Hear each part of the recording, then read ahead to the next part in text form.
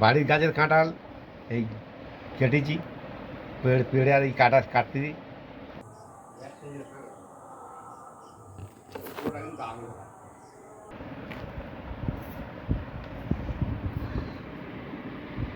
একটা নিই, তুলো বুঝলি কী যাও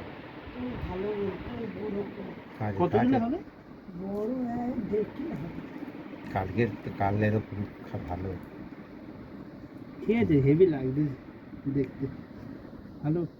এইরকম কম ভালো। কালকে শক্ত হতো, আজকে খুবই হয়েছে।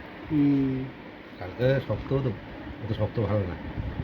এই আজকের হয়েছে হয়তো পুরো ঠিক একদম বস খাবে হয়ে গেছে।